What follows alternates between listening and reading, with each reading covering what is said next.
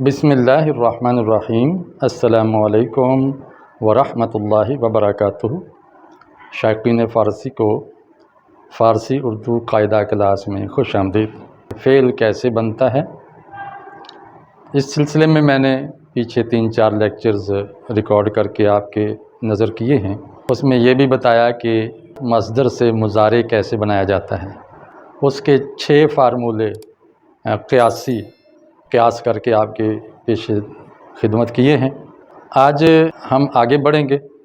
بنیادی چیزیں 3-4 لیکچرز میں بتا چکا ہوں۔ اب ہم ذرا تفصیل کے ساتھ اس کی مشق کیا کریں گے انشاءاللہ۔ فارمولے تقریباً سارے آ چکے ہیں۔ ماضی کیسے بنتا ہے، مضارع کیسے بنتا ہے، ماضی سے آگے کون کون سی قسم بنتی ہیں، مضارع سے کون کون سے لفظ بنتے ہیں، یہ ساری چیزیں آپ پچھلے لیکچر میں جان چکے ہیں۔ اب ہم ان کو اپلائی کریں گے اور ان کا اجرا کریں گے انشاءاللہ۔ اس اجرا میں ایک چیز کچھ لیکچرز تک رہے گی جب تک آپ کے ذہن نشین نہیں ہو جاتی یہ چیزیں، اور وہ ہے صرف صغیر۔ صرف صغیر میں وہ تمام مشتقات آ جاتے ہیں جو مصدر سے بنتے ہیں، یعنی مصدر سے بننے والے الفاظ کی ساری شکلیں سامنے آ جاتی ہیں، تاکہ جب ہم فارسی متن پڑھیں، فارسی ٹیکسٹ پڑھیں تو ہم اس شکل کو آسانی سے جانچ لیں۔ تو ایک صرف صغیر چلا کرے گی۔ نمبر 2 صرف کبیر یعنی بڑی گردان۔ صرف صغیر میں پہلا صیغہ ہوتا ہے، ایک شکل ہوتی ہے، ایک ورائٹی یا ایک جنس کی یا ایک نوع کی، جبکہ صرف کبیر میں 6 شکلیں ہوتی ہیں، یعنی واحد جمع کی بھی اور حاضر غائب متکلم کی، اس طرح کر کے یہ 6 شکلیں بن جاتی ہیں۔ اس کو بھی ہم لے کے چلیں گے۔ یہ چند لیکچرز اس طرح ہم شامل کریں گے، اس کے بعد اس کی ضرورت نہیں رہے گی کیونکہ تب تک آپ اچھی طرح سمجھ چکے ہوں گے۔ ایک چیز جو انشاءاللہ 6-7 لیکچرز تک چلے گی وہ ہے مصادر کی۔ مصادر کو میں حروف تہجی کی ترتیب سے، الفبائی ترتیب سے دے رہا ہوں، الفابیٹیکلی۔ یہ ترتیب ایک اور خصوصیت کی حامل ہے کہ اس میں وہ مصادر جمع کیے گئے ہیں جن کا آخر ایک طرح کا ہوتا ہے، اینڈ ایک طرح کا ہوتا ہے، اور اس سے ایک فارمولہ لگا کے ہم دیگر مضارع اور دیگر افعال بنا سکتے ہیں۔ آپ دیکھ رہے ہیں کہ ان مصادر کے آخر میں یا دال نون آ رہا ہے۔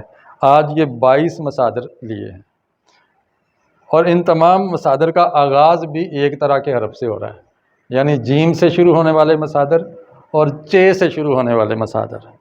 یہ جیم اور چے کے سارے مصادر اس میں آ گئے ہیں، جس کی تیاری میں نے یا تحقیق فرہنگ فارسی سے کی ہے اور خود آموز فارسی پروفیسر رازی صاحب کی کتاب سے کی ہے، مشتاق احمد چرتھاولی علیہ رحمہ کی فارسی قاعدہ کی سے بھی میں نے مدد لی ہے، کلید مصادر سے مدد لی ہے۔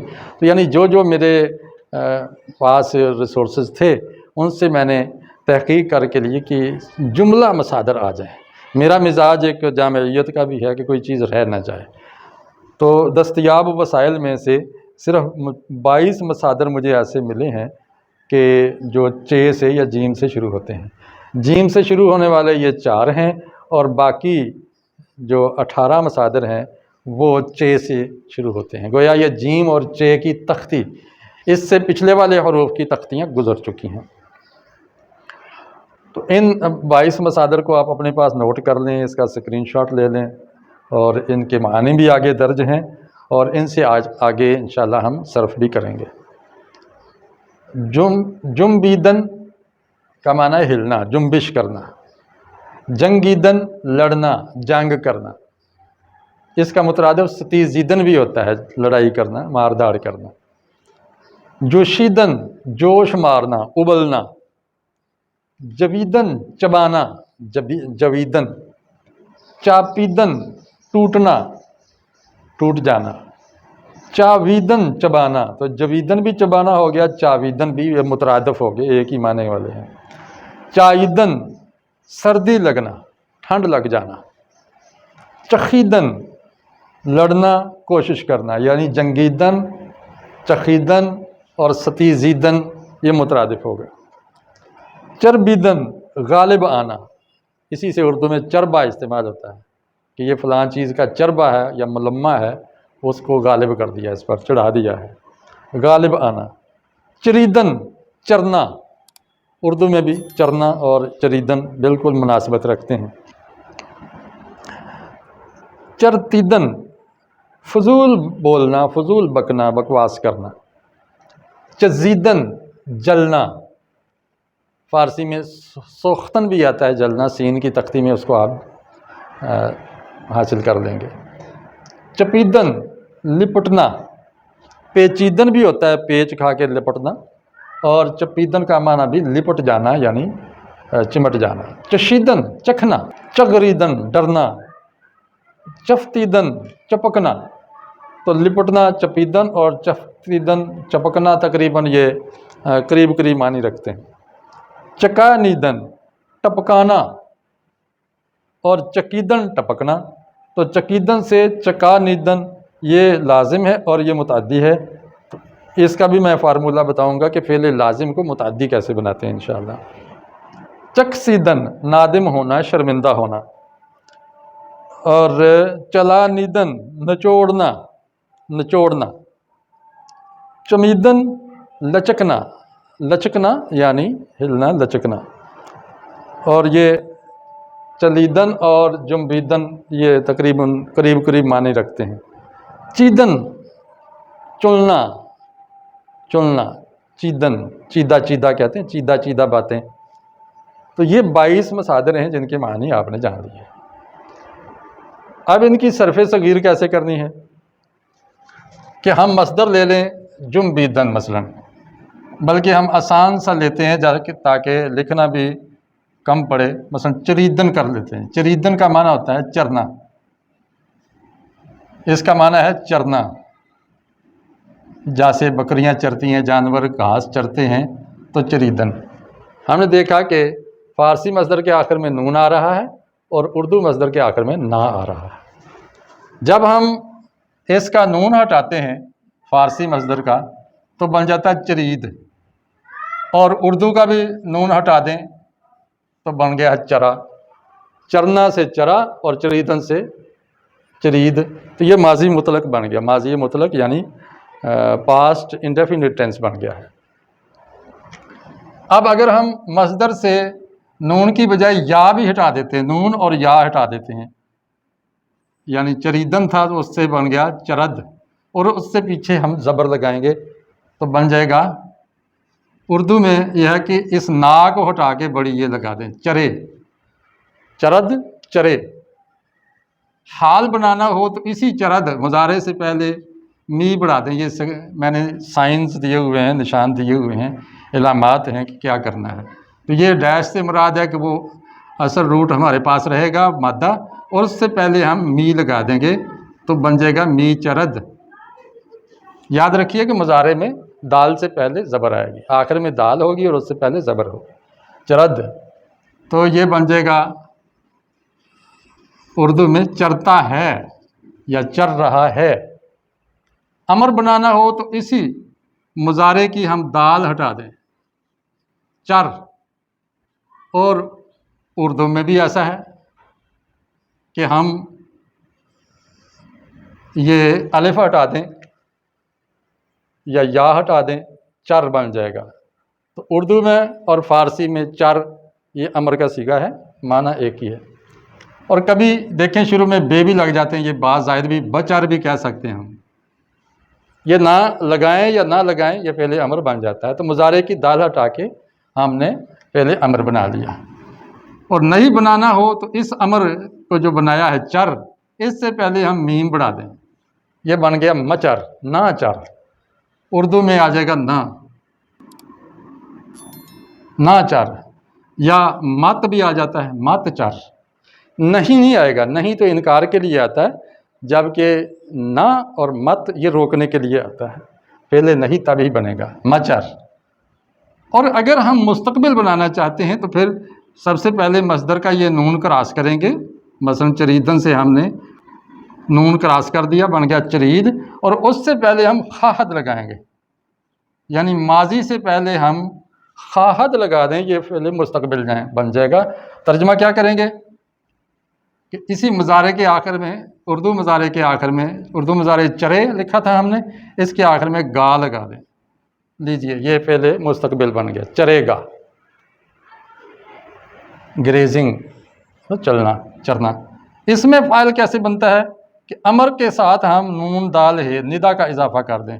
اس کا امر یہ تھا چر، یہ چر امر ہو گیا. اس کے بعد ہم ندا کا اضافہ کریں اور اس سے پہلے زیر بھی لگا دیں تو بن گیا چرندہ. اردو میں کیسے بنے گا؟ ہم امر کے آگے نے والا لگا دیں گے، نے والا. یہ اس میں فاعل کی علامت ہے اردو میں، اس کے آخر میں نے والا آتا ہے. پڑھانے والا، پڑھنے والا، سننے والا، جاننے والا، چرنے والا. اور فارسی میں یہ ہے کہ نون دال ہے اضافی آتا ہے، چرندہ. اگر اس میں مفعول بنانا ہو اس کا طریقہ کیا ہے کہ ہم مصدر سے یہ نون کو کراس کر دیا، یہ بن گیا چرید، اور اس کے بعد ہم نے ہے کا اضافہ کر دیا. یوں سمجھو کہ مصدر کے نون کو کی جگہ پر ہے لگا دیں تو یہ بن جائے گا چریدہ. چریدہ کا معنی چرا ہوا. گویا فارسی میں بھی ماضی مطلق کے آگے ہے لگایا تو اس میں مفعول بن گیا، اور اردو میں ماضی مطلق کے آگے ہوا لگا دیا تو یہ اس میں مفعول بن گیا. جس پر کام ہوا ہو تو اس کو اس میں مفعول کہتے ہیں. تو یہاں ہے فارسی میں اور اس کے اندر ہوا لگ گیا. اس میں حالیہ بنانا ہو یعنی چرتے ہوئے، اٹھتے ہوئے، بیٹھتے ہوئے، اس طرح کا لفظ لینا ہو تو ہم امر کے آگے الف نون لگا دیں گے، چراں چراں. اور اردو میں کیا آتا ہے؟ چرتے ہوئے، چرتے ہوئے، اس کے آخر میں ہوئے آتا ہے. لکھتے ہوئے، بیٹھتے ہوئے، سوتے ہوئے، جاگتے ہوئے، چلتے ہوئے، خرامہ خرامہ، اور کوشش کرتے ہوئے، کشاں کشاں، اس طرح کے لفظ آ جاتے ہیں. حاصل مصدر کیسے بنتا ہے کہ ہم اسی امر کے آگے شین لگا دیں، چرش. اس کا معنی ہوتا ہے چرنا. یہ مصدر اور حاصل مصدر ایک ہی معنی دیتے ہیں. حاصل مصدر بنانے کا یہ ایک فارمولہ نہیں ہے، کئی طریقے سے بنتا ہے، جبکہ مصدر کا ایک ہی ہے کہ اس کے آخر میں نون آتی ہے. یہ ہم نے صرف صغیر بنا لی. اب ہم اس کی صرف کبیر بنا کے لیکچر کو وائنڈ اپ کریں گے اور اگلے لیکچر میں انشاءاللہ میں اس کے جملے بناؤں گا. اب ہم صرف کبیر کریں گے، بڑی گردان. اس کا طریقہ یہ کہ پہلا سیغہ ہم بنائیں گے چرید. ماضی کا پہلا سیغہ لے لیا، نون کا نون مصدر ہٹا کے پہلا سیغہ بن جاتا ہے تو اس کا معنی ہے وہ چرا، وہ چرا. جمع کا سیغہ بن جائے گا، چرید کے آگے نون دال لگا دیں، چریدند، وہ چرے. اردو میں دیکھیں الف کی جگہ پر بڑی یہ آ گئی جمع بنانے کے لیے، اور فارسی میں آگے نون دال کا اضافہ ہو گیا، واحد کی آگے کیا تو یہ جمع بن گیا. حاضر کا سیغہ بنانا ہو چرید کے آگے چھوٹی یا لگا دو، چریدی. اس کا معنی تو چرا. اور جمع بنانا ہو تو چرید کے آگے یہ دال کا اضافہ کر دیں، چریدید، تم چرے، تم چرے. اور متکلم کا سیغہ بنانا ہو تو چرید اسی طرح آ جائے گا اور آگے میم کا اضافہ ہو جائے گا، چریدم. یہ متکلم کی ضمیر بارز ہے، میں چرا، میں چرا. اور جمع کا بنانا ہو تو چرید کے آگے یا میم کا اضافہ کریں گے، چریدیم، ہم چرے، ہم چرے. اردو میں دیکھیں کہ واحد کے آخر میں الف، جمع کے آخر میں بڑی یہ، الف بڑی یہ، الف بڑی یہ آ رہا ہے، جبکہ فارسی میں ند، یا، ید، میم، یم یہ علامتیں آ رہی ہیں گردان کے اندر. تو یہ ہم نے صرف کبیر کر لی. اس کے اندر جو فاعل کی ضرورت ہوتی ہے اس میں لگتی ہے، اور اس میں تو جو ضمیریں ہیں تو، میں، ہم، تم، یہی اس کا فاعل بن جاتی ہیں. بہت کم ضرورت پڑتی ہے اس کے پیچھے فاعل ذکر کرنے کی. تو یہ ہو گئی ہمارے پاس صرف صغیر. انشاءاللہ اگلے لیکچر میں اس سے ہم جملے بھی بنائیں گے. اس کو کام میں لا کر آپ ان 22 مصادر کی گردانیں کر سکتے ہیں.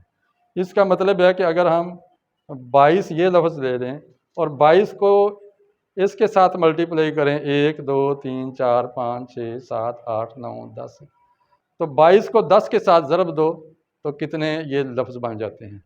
پھر ان 10 کو ضرب دے دیں ان 6 کے ساتھ کہ ہر ایک کی پھر 6 سیغے بنائیں تو یہ کتنے بن جاتے ہیں۔ تو اچھا خاصا ذخیرہ الفاظ ان فارمولوں کی مدد سے آپ لے سکتے ہیں، تو اس کو آپ محفوظ کر لیں۔ امید ہے کہ آپ کو سمجھ آئی ہوگی۔ جہاں کوئی الجھن ہو کمنٹ کیجئے۔ انشاءاللہ اگلے لیکچر میں فعل ماضی مطلق یعنی پاسٹ انڈیفینٹ ٹینس کے جملے بنائیں گے اور جملے کی ساخت بتائیں گے کہ جملے میں فعل فاعل مفعول کی ترتیب کیا ہوتی ہے۔ وآخر دعوانا ان الحمدللہ رب العالمین۔ السلام علیکم ورحمۃ اللہ وبرکاتہ۔